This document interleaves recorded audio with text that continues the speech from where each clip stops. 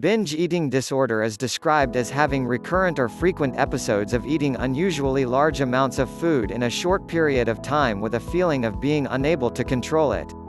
Research in the field of eating disorders has come a long way in the past 25 to 30 years. Professionals now know that stress, major life changes such as divorce, marriage, moving to college or getting a new job can all be factors that lead to binge eating disorder.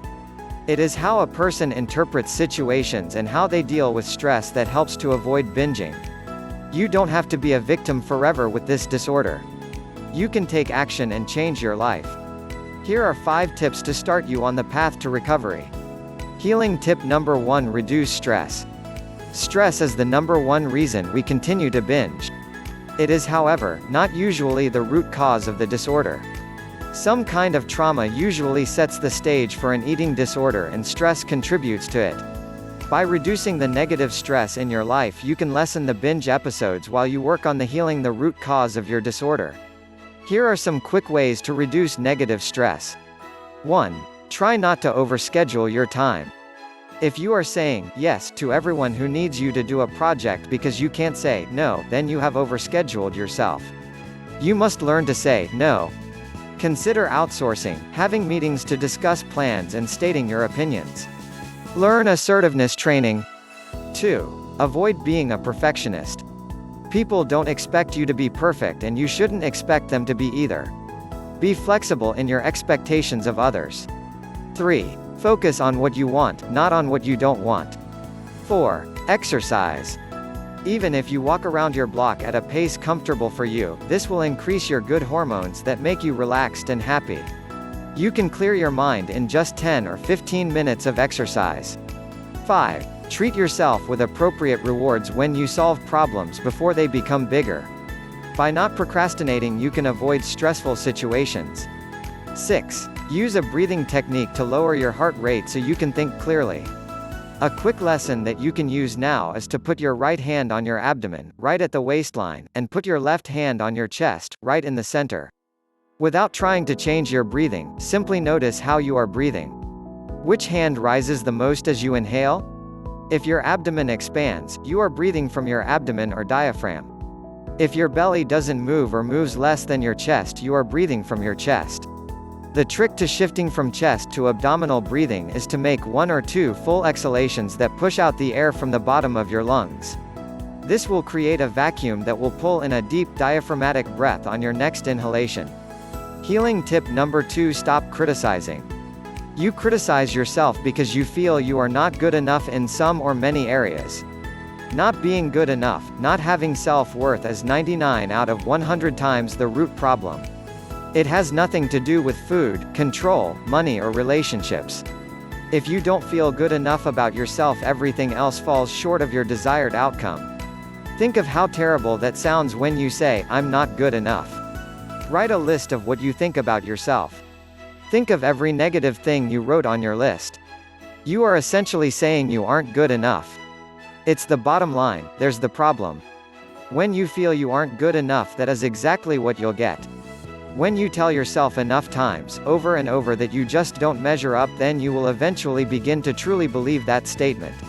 Your subconscious will adopt that belief, and pretty soon you will begin acting and thinking and saying things the way you are convincing yourself to be. This belief system needs to be challenged and changed. Healing tip number 3: question your beliefs. Belief systems, or the beliefs and values you carry, are formed from other people's beliefs, such as those from your parents, peers, mentors, religious leaders, teachers and society in general. Belief is the psychological state in which an individual is convinced of the truth of a proposition. Sometimes we just accept other people's beliefs without questioning whether we think they are right or wrong. We grow up with beliefs that come from many different sources. They become very limiting, and even though they may have served you well in the past, some of them do not serve you well anymore, and it's time to question them and clean house. Look at some of these limiting beliefs and ask why. Do they still hold true for you? My parents said it isn't proper. It's too hard. I don't have the time. I can't do that. My grandmother wouldn't allow that. I don't believe in that. I should never go against authority. Clean your plate at dinner. I don't have the skills. Whatever we choose to believe becomes our reality. We think it is the truth. If you believe that you are too weak to overcome binge eating, then that has become your truth or reality. But the belief is just a thought pattern dictating your current circumstances. You can choose whatever thoughts you want. You can choose to say, I live a healthy and abundant life. No matter what difficult situations you are facing, it is only the result of an inner thought, and you can choose what thoughts you want to have. So how do you know that your current beliefs or belief systems are the truth and really what you believe in? You question them. You can take every single belief you have and write it on a piece of paper, and next to it write the word why. What evidence do you have to make that belief true? Healing tip number 4: learn meditation and visualization. Meditating is the practice of uncritically attempting to focus your attention on one thing at a time. Exactly what that thing is relatively unimportant and varies from one tradition to the next. Often the meditator repeats, either aloud or silently, a syllable, word or group of words. This is known as mantra meditation.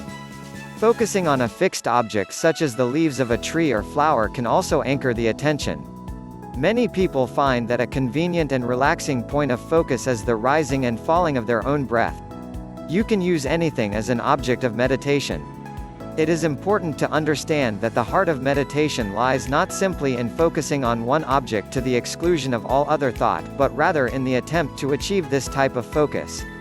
The nature of the mind is such that it does not want to stay focused or concentrated. You'll notice that a host of thoughts will appear and seemingly interfere with meditation. That's normal. Just push those thoughts away and bring your focus back. Remember, what we resist persists. The mind is going to try to do what you are telling it not to do. You might say to yourself, I won't think of anything except for this flower, but your mind hears think of everything.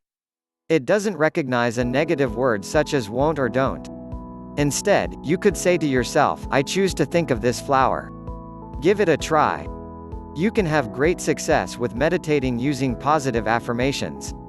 A wonderful mantra is, I am young, healthy and wonderful. Get into your relaxation mode by doing slow deep breathing, and then take it to the next level by using your mantra and focusing on that one particular thought. Say it over and over again with each deep breath you take. Try this for 10 minutes a day, and when you are finished you'll feel like $1,000,000. You will then truly believe that you are young, healthy and wonderful. Your mind believes it, so it becomes your reality. You can use whatever mantra you like. It can be a sound like Om, or a word such as one, or a phrase such as, I am one with the universe. Or you could repeat something special to yourself like the name of your favorite animal. At first, your time will be spent on relaxation and not as much on meditation. Try to begin with 5 or 10 minutes a day and work your way up as you are comfortable. Let's begin. 1. Select a position that is comfortable for you, either sitting in a chair with your legs uncrossed, in a yoga-style position sitting on the floor with full lotus style, or just sitting cross-legged on a cushion on the floor. 2. Try to sit with your back straight but comfortable and let the weight of your head fall directly down upon your spinal column. You can do this by pulling your chin in slightly. Allow the small of your back to arch if you are sitting on the floor. 3. Close your mouth and breathe through your nose. Place your tongue on the roof of your mouth. 4. Close your eyes and focus on the place where your body touches the cushion or the chair. What are the sensations there? Next, notice the places where your body touches itself. Are your hands crossed? Are your legs crossed? Pay attention to the sensation at these places of contact. Finally, focus on the way your body takes up space. Does it take up a lot of space? A small amount? Can you feel the boundary between your body and space? 5. With your eyes still closed, take several deep breaths and notice the quality of your breathing. Is it fast or slow? Shallow or deep? Notice where your breath rests in your body. Is it up high in your chest? Is it in the midsection around your stomach? Down low in your belly? Try moving your breath from one area to the other. Breathe into your upper chest, then into your stomach, then drop your breath into your lower belly. Feel your abdomen expand and contract as the air goes in and out. Notice how the upper chest and stomach are almost still. This dropped breath is the most relaxing stance to meditate from. However, if you have trouble taking deep belly breaths, don't worry. Your breath will drop of its own accord as you become more practiced in meditation. 6. Begin saying your mantra silently to yourself. Say the word or syllables over and over within your mind. When your thought strays, note it and bring your attention back to your mantra. If you notice any feelings within your body, note them and return to the repetition of your own special word S. You don't need to force it. Let your mantra find its own rhythm as you repeat it over and over again. If you have the opportunity, you can begin to chant or say aloud your mantra. Let the sound of your own voice fill you as you relax. Note, if using a mantra is not for you, you can also try using your breath as a focal point. Healing tip number 5: use positive affirmations. Positive affirmations are wonderful. They are what keep you going when you are feeling sorry for yourself or if those tiny voices that you hear are trying to sabotage your best efforts. You know them: I can't do it. I'm not strong enough. I'm afraid. You can use positive affirmations combined with a real feel of enthusiasm to achieve in your mind what you truly want. In a way, it is similar to using the law of attraction or just positive thinking. By using these affirmations and repeating them over and over to yourself, you then begin to believe and feel that they are true.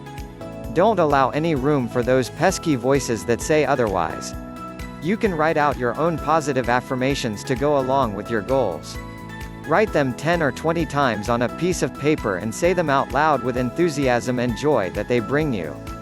Do this for a few days and then pick another affirmation you'd like to use. When you say your affirmations out loud, you believe what you are saying to be true. Affirmations that are used consistently become part of your belief system and always produce results. Remember, what the mind believes, man can achieve. Quietly saying your affirmations to yourself isn't going to be very effective. You want to engage your subconscious mind. It is a fact that your subconscious mind will believe what it is told through repetition and reinforcement.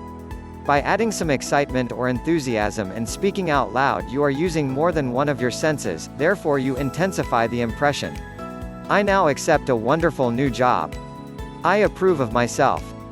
I love myself just the way I am. I am totally healthy. I have a wonderful and new relationship. I am at peace and at ease with myself. I have all the clients I need. I have everything I need within me. I have a happy, slender figure. I experience love wherever I go. I am in the process of positive changes. I deserve abundance of life. I deserve to have or be blank. Fill in whatever you wish here. I am open to more good and more experiences than ever before. I am totally open to experience great relationships. I am grateful for my good health. I always work for great people. I am at peace with food. I am open to new streams of income. I am open to and deserving of compliments. I succeed at whatever I put my mind to. I am healthy, whole and complete. All is well in my world. There are plenty of customers who want my services. Abundance is for everyone, including me. Money comes easily and readily to me. You might notice that some of the affirmations are difficult for you to say. That is where your resistance is. Question why you are resisting.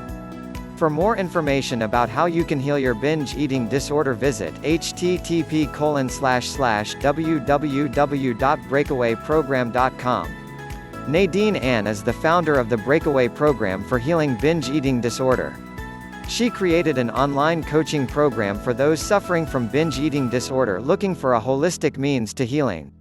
Nadine Ann is a certified nutritionist, holistic health practitioner, Reiki practitioner, wellness coach, and survivor of multiple eating disorders.